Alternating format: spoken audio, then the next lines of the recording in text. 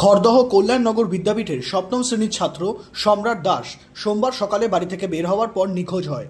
বিভিন্ন জায়গাতে খোঁজাখুঁজি করেও তাকে না পেয়ে রহরা থানায় লিখিত অভিযোগ দায়ের করা হয় সম্রাটের পরিবারের পক্ষ থেকে। সোমবার গভীর রাত পর্যন্ত খোঁজাখুঁজি করা হলেও কোনো খোঁজ মেলেনি সম্রাটের। মঙ্গলবার সকালে খড়দহ দক্ষিণ পল্লী এলাকার একটি পুকুরে তার নিথর দেহ ভেসে থাকতে দেখে রহরা থানার পুলিশকে খবর দেওয়া হয় স্থানীয় বাসিন্দাদের পক্ষ থেকে। খবর পেয়ে ঘটনাস্থলে উপস্থিত হয় রহরা থানার পুলিশ। খড়দহ পৌরসভার পৌরপিতা স্নেহাশিস পাল সহ পরিবারের সদস্য ও খড়দহ কল্যাণনগর বিদ্যাপীঠের শিক্ষক শিক্ষিকারা। পুলিশ মৃতদেহটি উদ্ধার করে ময়নাতদন্তের জন্য নিয়ে যায়। সপ্তম শ্রেণীর ছাত্রের এমনভাবে মৃতদেহ উদ্ধারের ঘটনায় এলাকায় ব্যাপক চাঞ্চল্যের সৃষ্টি হয়।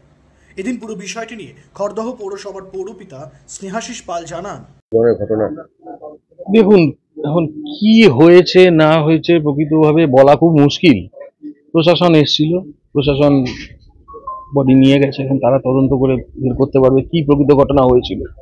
কালকে যখন আমরা সকালে খবর পাই, আমাদের পাড়ার সব লোক, ক্লাবের ছেলেরা সবাই, মানে কি বলবো, কোথাও কোনো জায়গা বাদ রাখা হয়নি খোঁজার জন্য, খুঁজে পাওয়া যায়নি ওকে।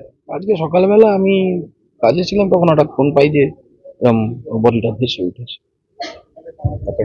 আমার নাম স্নেহাশিস পাল, পৌরসভা ৮ নম্বর ওয়ার্ডের কাউন্সিলর।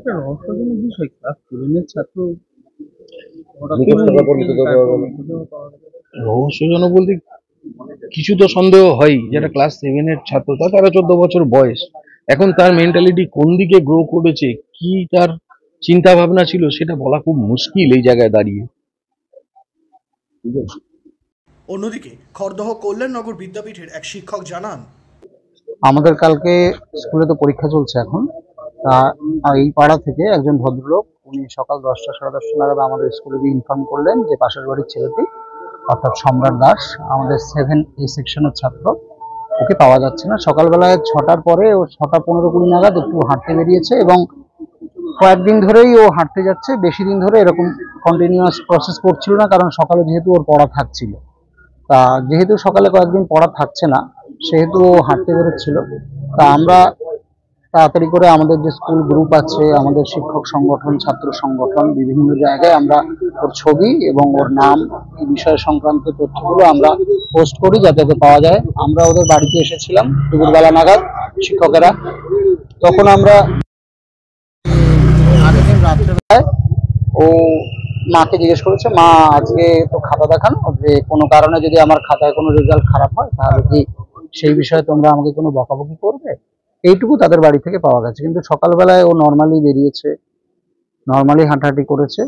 এখানে আজকে সকালে এসে দেখলাম যে একটা বাড়ির সিসিটিভি ফুটেজ থেকে যে ওই রাস্তা দিয়ে হেঁটে যাচ্ছে। এখন পুকুরে ওর বডি পাওয়া গেছে। কি কারণে এই ঘটনাটা ঘটলো তদন্ত করলে হয়তো সম্পূর্ণ ঘটনাটা আমাদের সামনে উঠে আসবে।